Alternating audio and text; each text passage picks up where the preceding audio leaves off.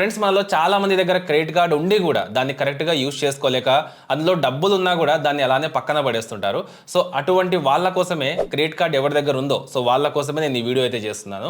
నార్మల్గా credit card అనేది shopping కోసం అలాగే ఏదైనా సరే డిస్కౌంట్ వచ్చినప్పుడు మాత్రమే యూజ్ చేస్తూ ఉంటాం.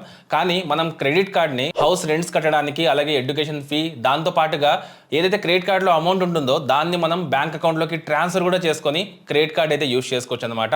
అంటే మనం క్రెడిట్ కార్డులో ఉండే అమౌంట్ని యూజ్ చేసుకొని మళ్ళీ దాని టైం వచ్చినప్పుడు మళ్ళీ మనం కట్టుకుంటూ వెళ్తే మన సిబిల్ స్కోర్ కూడా ఇక్కడ ఇంక్రీజ్ అవుతూ ఉంటుంది. అలా అయితే మనం యూజ్ చేసుకోవచ్చు.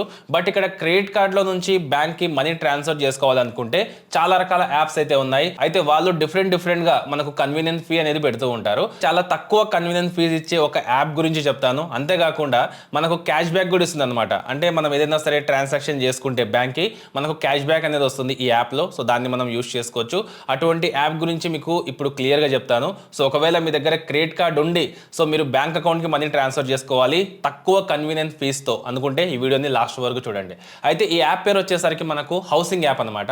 చాలా మందికి దీని గురించి తెలిసే ఉంటుంది. ఈ యాప్ని ముందు డౌన్లోడ్ చేసుకోండి. దీనికి సంబంధించిన లింక్ అలాగే ఒక కోడ్ కూడా మీకు డిస్క్రిప్షన్లో ఉంటుంది. దాన్ని గుర్తుపెట్టుకోండి.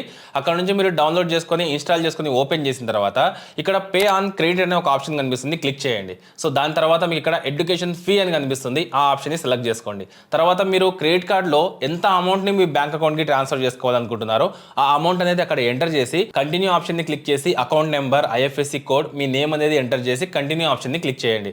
దాని తర్వాత మీ మొబైల్ నెంబర్ ఎంటర్ చేసి ఓటీపీకి రిక్వెస్ట్ పెట్టండి. ఓటీపీ ఎంటర్ చేసి వెరిఫై చేసుకోండి. తర్వాత సెక్షన్లో మీ నేమ్ ఎంటర్ చేయమంటుంది. ఎంటర్ చేసిన తర్వాత కింద మీకు ఇన్వైట్ కోడ్ అని అడుగుతుంది. అక్కడ మీరు ఈ కోడ్ అనేది ఖచ్చితంగా ఎంటర్ చేయండి. GP04 అని మీరు అక్కడ ఎంటర్ చేయాల్సి ఉంటుంది. అప్పుడే మీకు ఏమవుతుందంటే మీకు నార్మల్గా ఇక్కడ చూస్తే నేను 10,000 ట్రాన్స్ఫర్ చేయడానికి చూస్తే నాకు 85 రూపీస్ కింద కనిపిస్తుంది. అది ఎప్పుడు నేను ఈ ఇన్వైట్ కోడ్ ఎంటర్ చేసిన తర్వాత. సేమ్ ఇలానే మీరు ఒక 10,000 క్రెడిట్ కార్డ్ నుంచి బ్యాంక్కి ట్రాన్స్ఫర్ చేసుకోవాలనుకుంటున్నారు అనుకోండి. మీకు 1% కన్వీనియన్స్ ఫీ పడుతుంది అనుకోండి ఈ యాప్లో.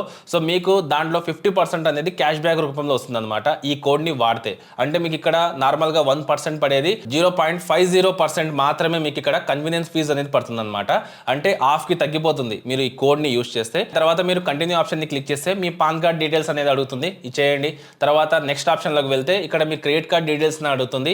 మీ క్రెడిట్ కార్డ్ డీటెయిల్స్ మీరు ఇచ్చేసి కంటిన్యూ అనే ఆప్షన్ని క్లిక్ చేశారంటే ఇక్కడ నుంచి మీకు డైరెక్ట్గా మీ క్రెడిట్ కార్డ్ నుంచి మీ బ్యాంక్ అకౌంట్కి మనీ అయితే ట్రాన్స్ఫర్ అవుతుంది అనమాట. అంటే చాలా తక్కువ కన్వీనియన్స్ ఫీ తీసుకొని అమౌంట్ అనేది క్రెడిట్ కార్డ్ నుంచి బ్యాంక్కి ట్రాన్స్ఫర్ చేసే అప్లికేషన్ ఇది. సో ఒకవేళ మీరు కావాలనుకుంటే ట్రై చేయండి. జస్ట్ ఫస్ట్ స్టార్టింగ్లో ఒక 1,000-2,000 రూపీస్ ట్రాన్స్ఫర్ చేసి చూడండి.